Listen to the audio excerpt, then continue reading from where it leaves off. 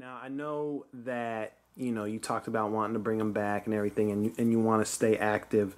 And I know it's probably a little bit too early to talk about, who's next and this, that, and the other. But just based on what you saw tonight, are you feeling good about where he's at as far as his skill level is concerned when it comes to the rest of the welterweight division? Mm-hmm. Whether we're talking about the top or the second tier. Yeah, I'm definitely feeling good about where he's at because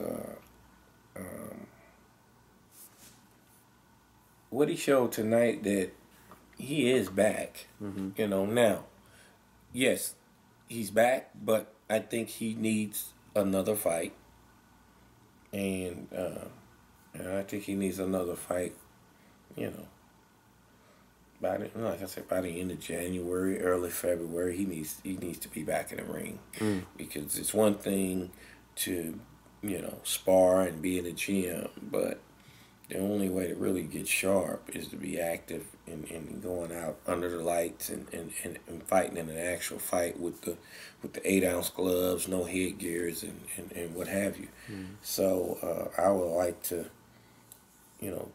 bring him right back within the next couple of months or so, and shake off a little more rust, and after that, I think he's ready for any of them. Because, to be honest with you, I don't see anybody that's really extra special. I don't see anybody that's really setting themselves apart, from the pack. I have to ask, just because he was in the building and you guys are in his backyard, basically, but Keith Thurman was sitting ringside watching the fight. Obviously it is his backyard, so I assume he'd want to come see the fight. But at the same time, he's a welterweight champion.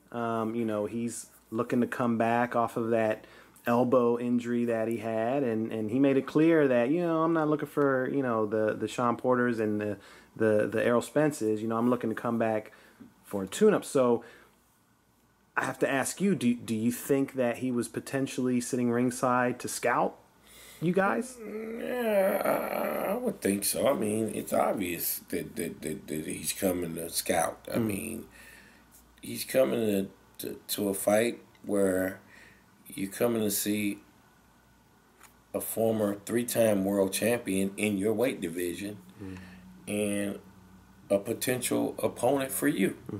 Who, and a perfect opponent for a guy like Keith Thurman. Keith Thurman is considered to be, I guess 1A, and I guess they're considering Errol Spence to be 1B or whatever, however you want to look at it. But, right now he's on top, and he's been off for a while. And they want to bring him back, and they're looking for different opponents and whatnot. So, it made a whole lot of sense for him to be there. And the bottom line is this, Devon ain't never ducked nobody, never will. And if the situation is right, we can do Keith Thurman. Do you think that performance may have changed? I know maybe coming into the fight he may have been thinking, let me see how Devon's looking. It's been 2 years, this, that, and the other. But after that performance, do you think maybe he's thinking, I'm looking for a little bit different type of tune-up? The performance, he could have looked at it several different ways. It depends on who's watching the fight. Devon's only going to get sharper. So, maybe tonight he looked at it and said, hey, maybe we can see if we can, get what do Alexander as an opponent. That's a name. That's one of the more recognizable names in the welterweight division, and maybe I can catch him before he gets, too back, too on point, and catch him, on his way back, as opposed to letting him get, another tune-up in and really starts to, get back sharp and feel himself. Maybe he's looking at, hey, maybe we can get Devon. You know, Devon's ripe to be a good opponent. Maybe that's the way he's looking at it. I don't know.